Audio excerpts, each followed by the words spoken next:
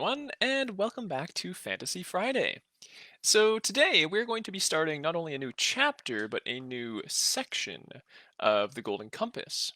So, this book is split up not only into chapters like most books are, but also into different parts. So, we will be starting part 3 today, which is called Svalbard.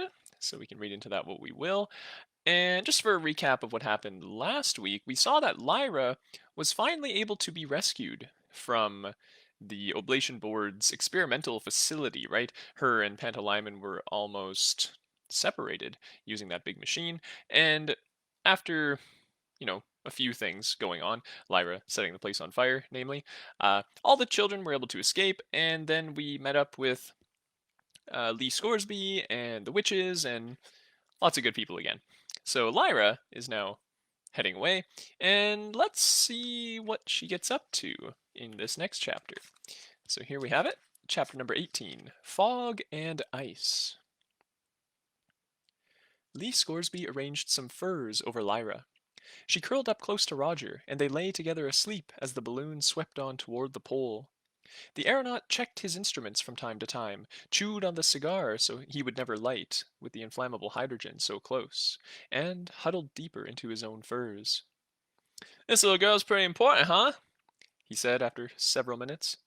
"More than she will ever know," Serafina Pekkala said. "Does that mean there's going to be much in the way of armed pursuit? You understand, I'm speaking as a practical man with a living to earn. I can't afford to get busted up or shot to pieces without some kind of compensation agreed in advance. I ain't trying to lower the tone of this expedition, believe me, ma'am. But John Faw and the Egyptians paid me a fee that's enough to cover my time and skill and the normal wear and tear on the balloon, and that's all. It ain't include acts of war insurance. And let me tell you, ma'am, when we land York Burnison on Svalbard, that'll count as an act of war." He spat a piece of smoke leaf delicately overboard. "So I'd like to know what we can expect in the way of mayhem and ructions," he said. "There may be fighting," said Serafina Pekkala, "but you have fought before."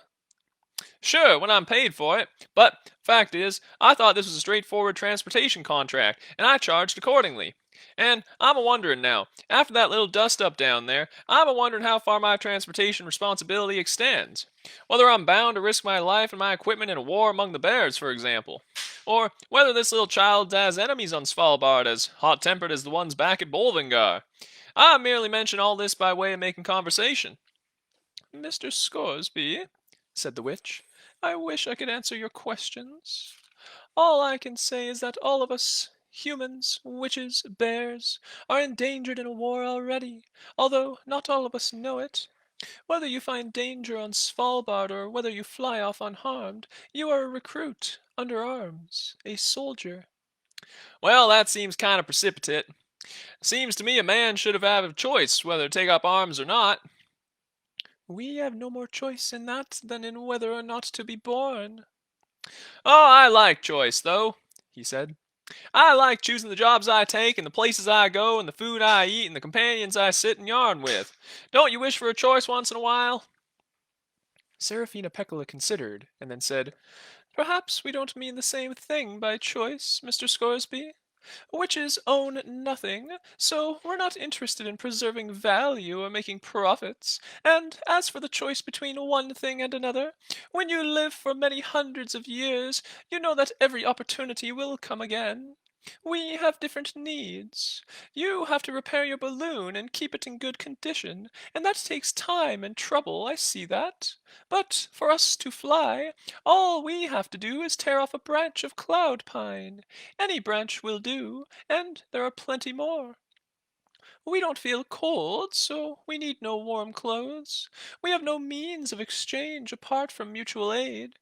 If a witch needs something, another witch will give it to her. If there is a war to be fought, we don't consider cost of one of the factors in deciding whether or not it is right to fight, nor do we have any notion of honor, as bears do, for instance. An insult to a bear is a deadly thing. To us, inconceivable. How could you insult a witch? What would it matter if you did?" "Well, I'm kind of with you on that. Sticks and stones, I'll break your bones, but names ain't worth a quarrel. But, ma'am, you see my dilemma, I hope. I'm a simple aeronaut, and I like to end my days in comfort.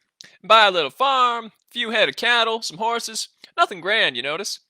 No palace or slaves or heaps of gold. Just the evening wind over the sage and a cigar and a glass of bourbon whiskey. Now, the trouble is, that costs a lot of money. So, I do my flying in exchange for cash, and after every job, I send some gold back to the Wells Fargo Bank. And when I've got enough, ma'am, I'm going to sell this balloon and book me a passage on a steamer to Port Galveston, and I'll never leave the ground again. There's another difference between us, Mr. Scoresby. A witch would no sooner give up flying than give up breathing. To fly is to be perfectly ourselves. I see that, ma'am, and I envy you, but I ain't got your sources of satisfaction. Flying's just a job to me, and I'm just a technician. I might as well be adjusting valves in a gas engine or wiring up anbaric circuits. But I chose it, you see. It was my own free choice, which is why I find this notion of a war I ain't been told nothing about kind of troubling. Yorick Burnison's quarrel with his king is part of it too, said the witch. This child is destined to play a part in that. You speak of destiny, he said, as if it was fixed.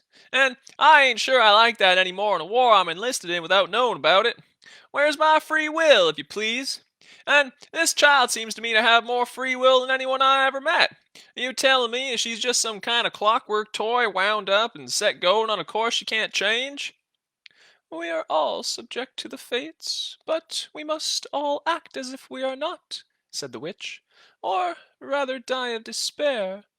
There is a curious prophecy about this child. She is destined to bring about the end of destiny, but she must do so without knowing what she is doing, as if it were her nature and not her destiny to do it.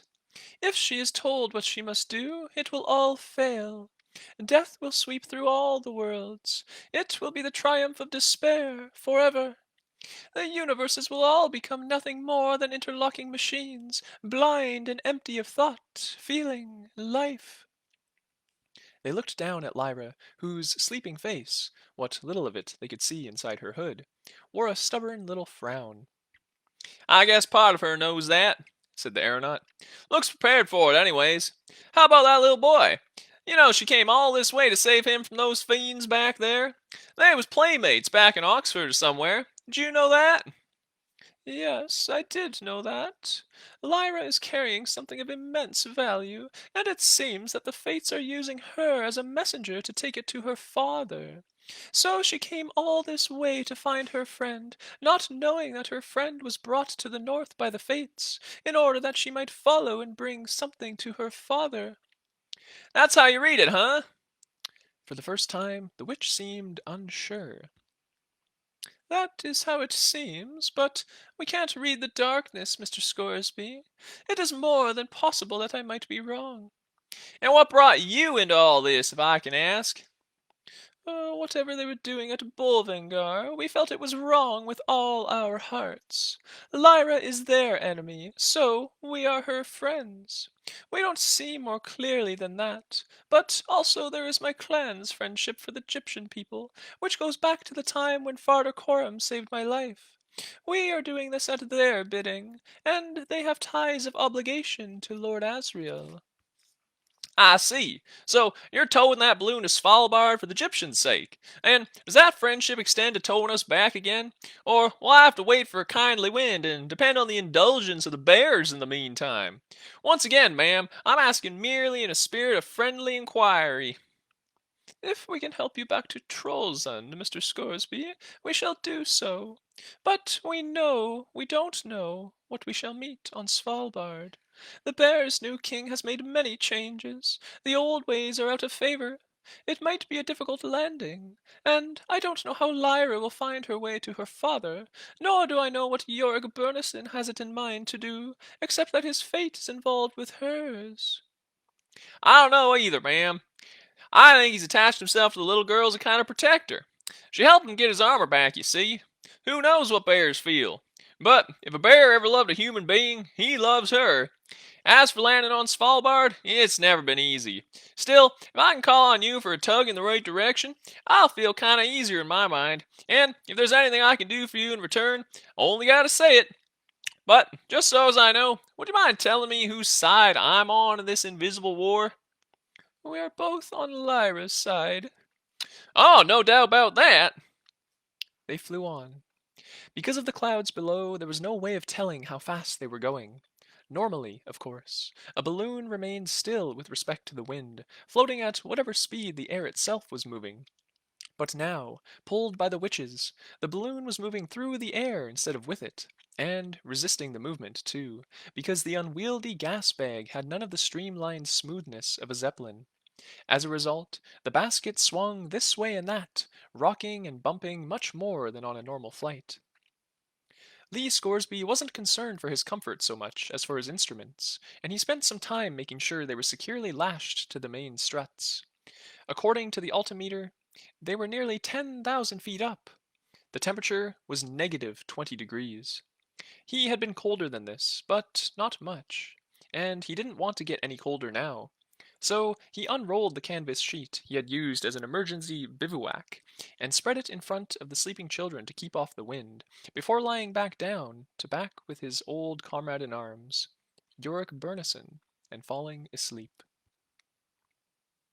When Lyra woke up, the moon was high in the sky, and everything in sight was silver plated, from the roiling surface of the clouds below to the frost spears and icicles on the rigging of the balloon. Roger was sleeping, and so were Lee Scoresby and the bear. Beside the basket, however, the Witch Queen was flying steadily. How far are we from Svalbard? Lyra said. If we meet no winds, we shall be over Svalbard in 12 hours or so. Where are we going to land? It depends on the weather. We'll try to avoid the cliffs, though. There are creatures living there who prey on anything that moves. If we can, we'll set you down in the interior, away from Yofarachnison's palace. What's going to happen when I find Lord Asriel? Lyra asked. Will he want to come back to Oxford, or what? I don't know if I ought to tell him that I know he's my father, neither. He might want to pretend he's still my uncle. I don't hardly know him at all. He won't want to go back to Oxford, Lyra. It seems that there is something to be done in another world, and Lord Asriel is the only one who can bridge the gulf between that world and this. But he needs something to help him. The alethiometer, Lyra said. The Master of Jordan gave it to me, and I thought there was something he wanted to say about Lord Asriel, except he never had the chance. I knew he didn't really want to poison him. Is he going to read it and see how to make the bridge? I bet I could help him. I can probably read it as good as anyone now. I don't know, said Serafina Pekkala, how he'll do it, and what his task will be. We can't tell. There are powers who speak to us, and there are powers above them, and there are secrets even from the Most High. The alethiometer would tell me. I could read it now. But it was too cold. She would never have managed to do it. She bundled herself up and pulled the hood tight against the chill of the wind, leaving only a slit to look through. Far ahead, and a little below, the long rope extended from the suspension ring of the balloon, pulled by 6 or 7 witches sitting on their cloud pine branches. The stars shone as bright and cold and hard as diamonds. Why ain't you cold, Serafina Pekkala? Lyra asked. We feel the cold, but we don't mind it, because we will not come to harm. And if we wrapped up against the cold, we wouldn't feel other things, like the bright tingle of the stars, or the music of the aurora, or, best of all, the silky feeling of moonlight on our skin. It's worth being cold for that. Can I feel them? Lyra asked. No, you would die if you took your furs off. Stay wrapped up. How long do witches live, Serafina Pekkala? Fardocorums is hundreds of years, but you don't look old at all. I am 300 years or more, Serafina Pekkala said. Our oldest witch mother is nearly 1,000 years old. One day Yombi Akka will come for her. One day she'll come for me. She is the goddess of the dead. She comes to you smiling and kindly, and then you know it is time to die. Are there men witches? Lyra asked. Or only women witches? There are men who serve us, like the consul at Trollsund. And there are men we take for lovers or husbands. You are so young, Lyra, too young to understand this, but I shall tell you anyway, and you'll understand it later. Men pass in front of our eyes like butterflies, creatures of a brief season. We love them. They are brave, proud, beautiful, clever, and they die almost at once. They die so soon that our hearts are continually racked with pain. We bear their children, who are witches if they are female, human if not. And then in the blink of an eye they are gone, felled, slain, lost. Our sons, too. When a little boy is growing, he thinks he is immortal. His mother knows he is not. Each time becomes more painful until finally your heart is broken. Perhaps that is when Yambi Akka comes for you. She is older than the tundra. Perhaps for her, witches' lives are as brief as men's are to us. Did you love Farder Coram? Lyra asked. Yes. Does he know that? I don't know, but I know he loves you. When he rescued me, he was young and strong and full of pride and beauty, Serafina Pekkala said. I loved him at once. I would have changed my nature. I would have forsaken the star tingle and the music of the aurora. I would never have flown again. I would have given all that up in a moment, without a thought, to be Egyptian boat wife and cook for him and share his bed and bear his children. But you cannot change what you are, only what you do. I am a witch. He is a human. I stayed with him for long enough to bear him a child. Oh, he never said that. Was it a girl? A witch? No, a boy. And he died in the great epidemic of 40 years ago, the sickness that came out of the East.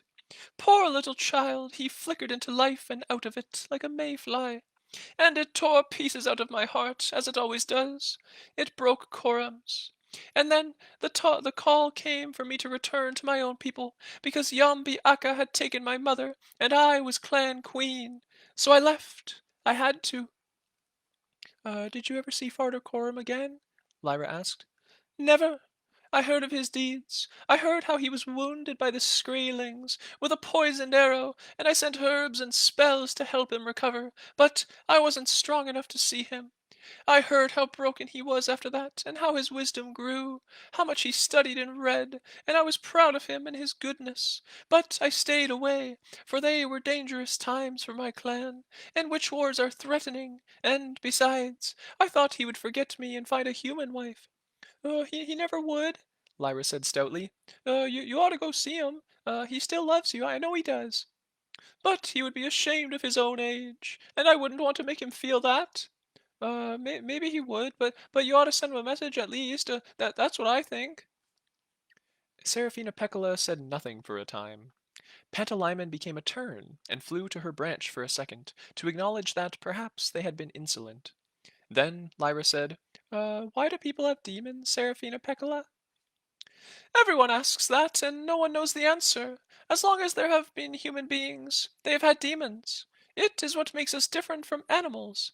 Yeah, we're definitely different from them, all right. Like bears. They're so strange, aren't they? Bears. You think they're like a person, and then suddenly they do something so strange or ferocious, you think you'll never understand them. But you know what Yorick said to me? He said that his armor for him was like what a demon is for a person. It's his soul, he said. But that's where they're different again, because he made this armor himself. They took his first armor away when they sent him into exile, and he found some sky iron and some new armor, like making a new soul.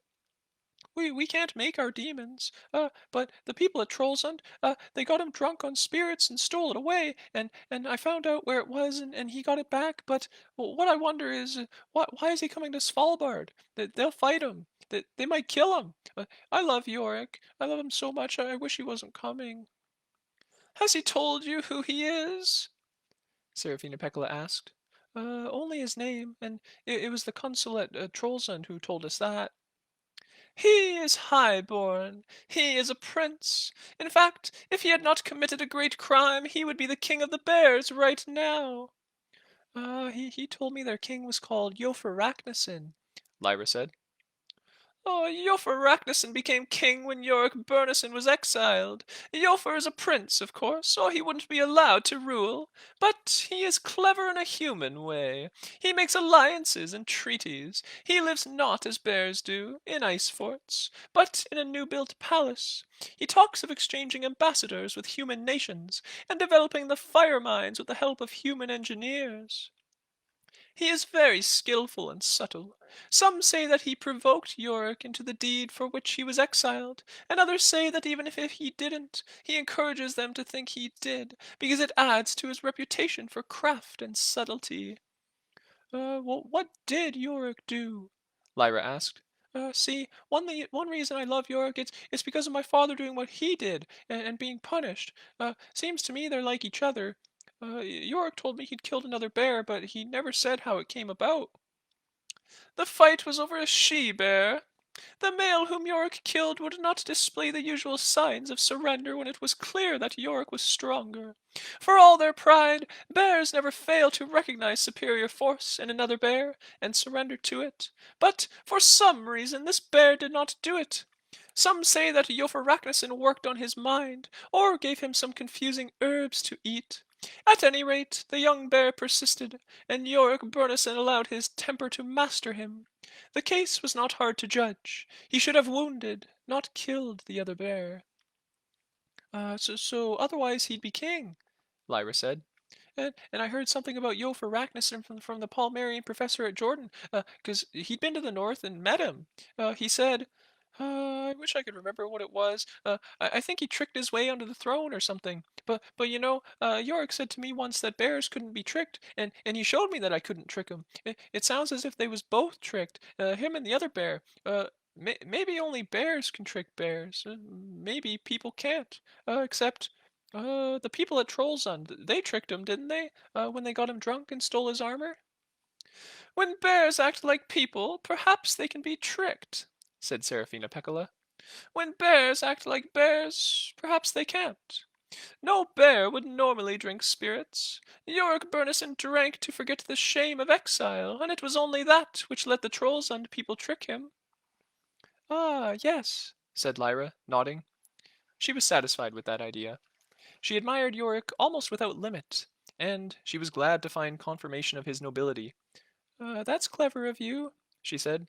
I wouldn't have known that if you hadn't told me. I think you're probably cleverer than Mrs. Coulter.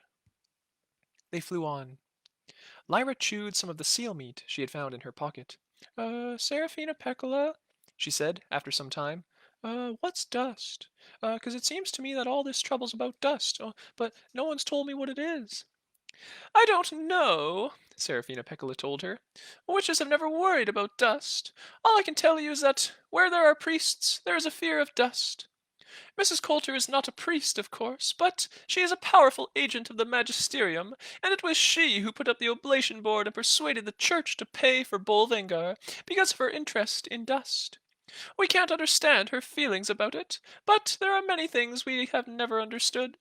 We see the Tartars making holes in their skulls, and we can only wonder at the strangeness of it. So, dust may be strange, and we wonder at it, but we don't fret and tear things apart to examine it. Leave that to the church. The church? Said Lyra. Something had come back to her.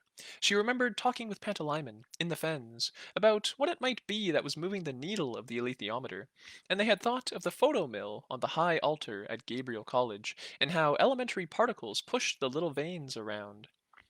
The intercessor was clear about the link between elementary particles and religion. Could be, she said, nodding. Most church things, they keep secret after all, but most church things are old, and dust ain't old, as far as I know. I wonder if Lord Asriel might tell me. She yawned. I better lie down, Lyra said to Serafina Pekkala, or else I'll probably freeze. I've been cold down on the ground, but I never been this cold. I think I might die if I get any colder. Then lie down and wrap yourself in furs, Serafina Pekkala said. Yeah, I will. If I was going to die, I'd rather die up here than down there, any day. I thought when they put us under that blade thing, I thought that was it. We both did. Oh, that was so cruel, but we'll lie down now, though. Wake us up when we get there, she said. and got down on the pile of furs, clumsy and aching in every part of her with the profound intensity of the cold, and lay as close as she could to the sleeping Roger. And so the four travelers sailed on, sleeping in the ice-encrusted balloon, toward the rocks and glaciers, the fire mines, and the ice forts of Svalbard. Serafina Pekkala called to the aeronaut, and he woke at once, groggy with cold, but aware from the movement of the basket that something was wrong. It was swinging wildly as strong winds buffeted the gas bag, and the witches pulling the rope were barely managing to hold it. If they let go, the balloon would be swept off course at once, and to judge by his glance at the compass, would be swept toward Nova Zembla at nearly 100 miles an hour. "Where are we?" Lyra heard him call. She was half waking herself, uneasy because of the motion, and so cold that every part of her body was numb. She couldn't hear the witch's reply, but through her half-closed hood she saw, in the light of an amberic lantern, Lee Scoresby hold on to a strut and pull at a rope leading up into the gas bag itself.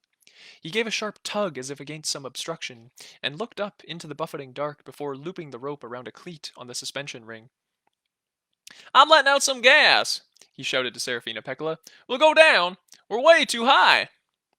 The witch called something in return, but, again, Lyra could not hear it. Roger was waking too. The creaking of the basket was enough to wake the deepest sleeper, never mind the rocking and bumping. Roger's demon and Pantalaimon clung together like marmosets, and Lyra concentrated on lying still and not leaping up in fear. "It's all right," Roger said, sounding much more cheerful than she was. "Soon as we get down, we can make a fire and get warm. I got some matches in my pocket. I pinched 'em out of the kitchen at Bolvingar." The balloon was certainly descending, because they were enveloped a second later in a thick, freezing cloud. Scraps and wisps of it flew through the basket, and then everything was obscured, all at once. It was like the thickest fog Lyra had ever known. After a moment or two there came another cry from Serafina Pekkala, and the aeronaut unlooped the rope from the cleat and let go. It sprang upward through his hands, and even over the creak and the buffeting and the howl of wind through the rigging, Lyra heard or felt a mighty thump from somewhere far above. Lee Scoresby saw her wide eyes. "That's the gas valve," he shouted. "It works on a spring to hold the gas in. When I pull it down, some gas escapes out of the top, and we lose buoyancy and we go down." "Are we nearly—" She didn't finish, because something hideous happened. A creature, half the size of a man, with leathery wings and hooked claws, was crawling over the side of the basket toward Lee Scoresby. It had a flat head, with bulging eyes and a wide frog mouth, and from it came wafts of abominable stink. Lyra had no time to scream, even, before Yorick Burnison reached up and cuffed it away. It fell out of the basket and vanished with a shriek. "Cliff-Ghasts," said Yorick briefly. The next moment, Serafina Pekkala appeared, and clung to the side of the basket, speaking urgently. "The Cliff-Ghasts are attacking! We'll bring the balloon to the ground, and then we must defend ourselves! There—" But Lyra didn't hear the rest of what she said, because there was a rending, ripping sound, and everything tilted sideways. Then a terrific blow hurled the three humans against the side of the balloon where Yorick Burnison's armor was stacked. Yorick put out a great paw to hold them in, because the basket was jolting so violently. Serafina Pekkala had vanished. The noise was appalling. Over every other sound there came the shrieking of the Cliff-Ghasts, and Lyra saw them hurtling past and smelled their foul stench. Then there came another jerk, so sudden that it threw them all to the floor again, and the basket began to sink with frightening speed, spinning all the while. It felt as if they had torn loose from the balloon, and were dropping unchecked by anything. And then came another series of jerks and crashes, the basket being tossed rapidly from side to side as if they were bouncing between rock walls. The last thing Lyra saw was Lee Scoresby firing his long-barreled pistol directly in the face of a Cliff-Ghast, and then she shut her eyes tight, and clung to Yorick Burnison's fur with passionate fear. Howls, shrieks, the lash and whistle of the wind, the creak of the basket like a tormented animal, all filled the wild air with hideous noise. Then came the biggest jolt of all, and she found herself hurled out altogether. Her grip was torn loose, and all the breath was knocked out of her lungs as she landed in such a tangle that she couldn't tell which way was up. And her face in the tight-pulled hood was full of powder, dry, cold, crystals. It was snow. She had landed in a snowdrift. She was so battered that she could hardly think. She lay quite still for several seconds before feebly spitting out the snow in her mouth, and then she blew just as feebly until there was a little space to breathe in. Nothing seemed to be hurting in particular. She just felt utterly breathless. Cautiously, she tried to move hands, feet, arms, legs, and to raise her head. She could see very little because her hood was still filled with snow. With an effort, as if her hands weighed a ton each, she brushed it off and peered out. She saw a world of gray, of pale grays and dark grays and blacks, where fog drifts wandered like wraiths. The only sounds she could hear were the distant cries of the Cliff-Ghasts high above and the crash of waves on rocks some way off. Yorick! She cried. Her voice was faint and shaky, and she tried again, but no one answered. Roger! She called, with the same result. She might have been alone in the world, but of course she never was, and Pantalaimon crept out of her anorak as a mouse to keep her company. I've checked the alethiometer, he said, and it's all right. Nothing's broken. We're lost, Pan, she said. Did you see those Cliff-Ghasts? And Mr. Scoresby shooting 'em? Oh, God help us if they come down here. We better try and find the basket, he said. Maybe. We better not call out, she said. I did just now, but maybe I better not in case they hear us. I wish I knew where we were. We might not like it if we did, he pointed out. We might be at the bottom of a cliff with no way up, and the Cliff-Ghasts at the top to see us when the fog clears. She felt around. Once she had rested a few more minutes, and found that she had landed in a gap between two ice-covered rocks. Freezing fog covered everything. To one side there was the crash of waves about 50 yards off, by the sound of it, and from high above there still came the shrieking of the Cliff-Ghasts, though that seemed to be abating a little. She could see no more than 2 or 3 yards in the murk, and even Pantalaimon's owl eyes were helpless. She made her way painfully, slipping and sliding on the rough rocks, away from the waves and up the beach a little, and found nothing but rock and snow, and no sign of the balloon or any of the occupants. They can't have just vanished, she whispered. Pantalaimon prowled, cat-formed, a little farther afield, and came across 4 heavy sandbags broken open, with the scattered sand already freezing hard. Ballast, Lyra said. He must have slung 'em off to fly up again. She swallowed hard to subdue the lump in her throat, or the fear in her breast, or both. Oh, God, I'm frightened, she said. I hope they're safe. He came to her arms, and then, mouse-formed, crept into her hood where he couldn't be seen. She heard a noise, something scraping on a rock, and turned to see what it was. Yorick! But she choked the word back unfinished, for it was not Yorick Burnison at all. It was a strange bear, clad in polished armor with the dew on it frozen into frost, and with a plume in his helmet. He stood still, about 6 feet away, and she thought she really was finished. The bear opened his mouth and roared. An echo came back from the cliffs and stirred more shrieking from far above. Out of the fog came another bear, and another. Lyra stood still, clenching her little human fists. The bears didn't move until the first one said, Your name? Lyra. Where have you come from? The sky. In a balloon? Yes. Come with us. You are a prisoner. Move, now! Quickly! Weary and scared, Lyra began to stumble over the harsh and slippery rocks, following the bear, wondering how she could talk her way out of this. And so concludes chapter 18 of The Golden Compass. So, everything for Lyra is tragically short-lived. She finally manages to regroup with her friends, and she has a good chat with Serafina Pekkala, and then, once again, she's lost. She was evidently tossed from the balloon, one way or another, with Pantalaimon. Fortunately, they were not separated. That would have been awful. And, yeah, now she's just in the snow, and has been found by some armored bears. Armored bears she does not know. She's good friends with Yorick, but Yorick isn't there to parley with them, so we're going to have to see how that turns out. So she's now prisoner again. So poor Lyra. We have to see how that turns out for her. Hopefully, like she suggests, maybe she can talk her way out of it, but tough to say. Remember, she is human, and it is very difficult for a human to trick a bear. So let's see how that turns out next week when we read chapter number 19 of The Golden Compass. So I look forward to seeing you all then. Until then, enjoy your weekend. Bye now.